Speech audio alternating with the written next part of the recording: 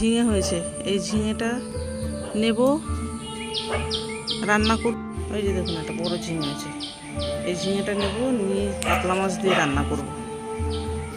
হালকা পাতলা একদম ঝোল করব, গাছের টাটকা ঝিঙে আর টাটকা কাতলা মাছ দিয়ে ঝোল করব।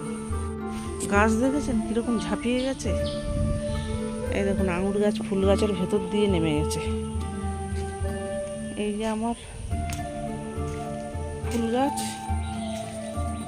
একদম উঠোনের উপরে ঝাঁপিয়ে চলে এসেছে। গাছে ফুল ভর্তি হয়ে যায়, ভোরবেলা উঠে মা তুলে নেয় ফুল।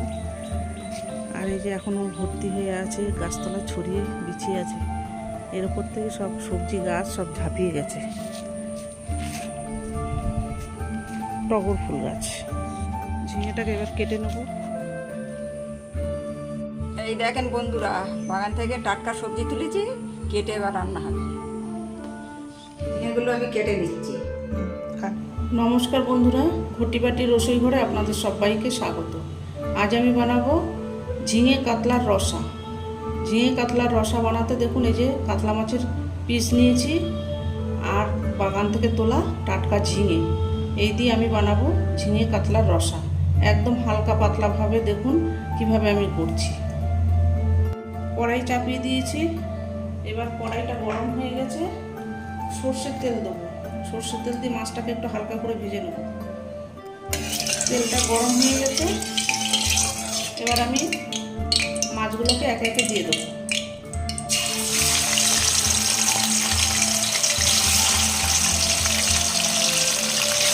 হালকা করে ভেজে নেব, ভেজে নিয়ে আমি আসছি। এই যে বন্ধুরা দেখুন মাছটা আমার ভাজা হয়ে গেছে, তুলে নিয়েছি। এবার আমি ঝিঙেটাকে একটু ভেজে নেব। ঝিঙের জল জিনিস একটু বড় বড় করে কাটতে হবে। গাছের টাটকা ঝিঙে দেখুন একটু দুফালি করে করে আমি কেটে নিয়েছি একটু বড় বড় করে। এবার ঝিঙেটাকে একটু হালকা করে ভেজে নেব, নুন দেবো না, শুধু একটু হালকা করে তেলের উপর ভেজে নেব। এই যে বন্ধুরা দেখুন ঝিঙেটা যখন ভাজবেন লবণ দেবেন না, তাহলে জল বেরিয়ে যাবে। এখানে আপনি সামান্য একটু হলুদ দিতে পারেন, আমি একটু সামান্য হলুদ দিয়ে দিচ্ছি। শুধু হলুদ দিয়ে থাকবেন, নুন দেবেন না, নুনটা দিলে জলটা আগে বেরিয়ে যাবে। এবার আমি ঝিঙেটাকে তুলে নিচ্ছি।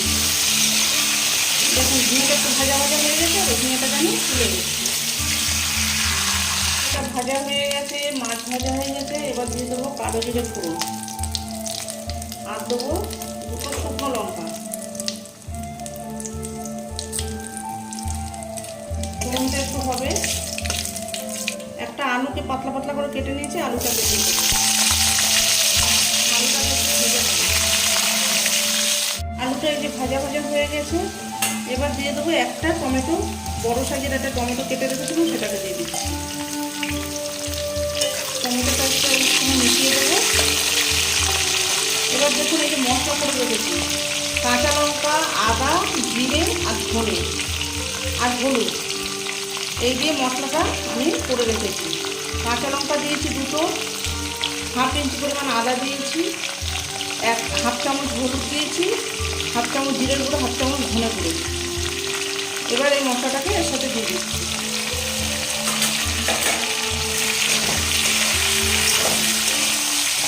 খুব ভালো করে এই মশলাটাকে কষাবো তেলের সাথে। আলুর সাথে টমেটোর সাথে মশলাটা খুব ভালো করে কষে গেছে। এবার দিয়ে দেবো পরিমাণ মতো লবণ। লবণটাকে দিয়ে আবার একটু ভালো করে মিশিয়ে নেব। এবার দিয়ে দেবো এই যে ভাজা ঝিঙে রয়েছে, এই ঝিঙেটাকে দিয়ে দেবো। ঝিঙে আর ভাজা মাছ সবটাই দিয়ে দিচ্ছি। এবার এটাকে একটু মশলার সাথে মিশিয়ে দেবো। মাছটা তুলতে গিয়ে একটু ভেঙে গেছে।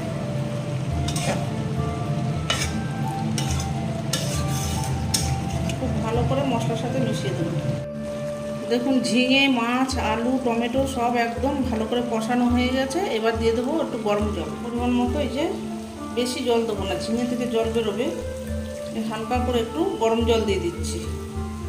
এবার রসাটা আমার হবে, এখানে আর ঢাকা দেবো না, এইভাবেই হতে থাকবে।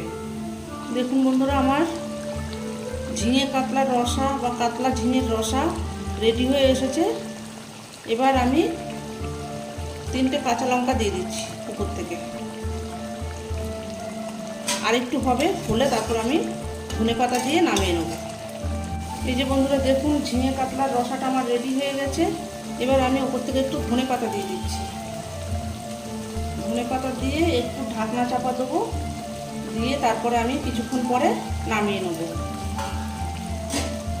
অসাধারণ স্বাদের বাগানের টাটকা ঝিঙে দিয়ে আর এরকম করে আপনারা ঝিঙে কাতলার রসা বানিয়ে খেয়ে দেখবেন।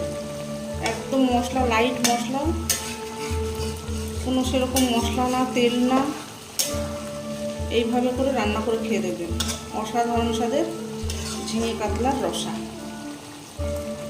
কিছুক্ষণ পরে আমি নামিয়ে সার্ভ করে দেবো গরম গরম ভাতের সাথে। এই যে বন্ধুরা দেখুন, এই যে আমি ভাতের সঙ্গে সার্ভ করে দিচ্ছি ঝিঙে কাতলার রসা। এইভাবে আপনারা বানাবেন। এই দেখুন কি দারুণ হয়েছে। এই ঝিঙে কাতলার রসা আপনারা এইভাবে বানিয়ে করে খেয়ে দেখবেন। আর এই যে আমার গাছের গন্ধরাজ লেবু, সঙ্গে গন্ধরাজ লেবু দিয়েছি। এইভাবে আপনারা বানাবেন, বানিয়ে করে খেয়ে আমাকে কমেন্ট করবেন। এরকম নিত্য নতুন ভিডিও পেতে আমার চ্যানেলটির সঙ্গে থাকবেন, সাবস্ক্রাইব করবেন, লাইক করবেন, প্রচুর প্রচুর শেয়ার করবেন। নেক্সট ভিডিও আসার অপেক্ষায় থাকবেন। ততক্ষণ আপনারা সবাই সুস্থ থাকুন, ভালো থাকুন, সাবধানে থাকুন। ধন্যবাদ।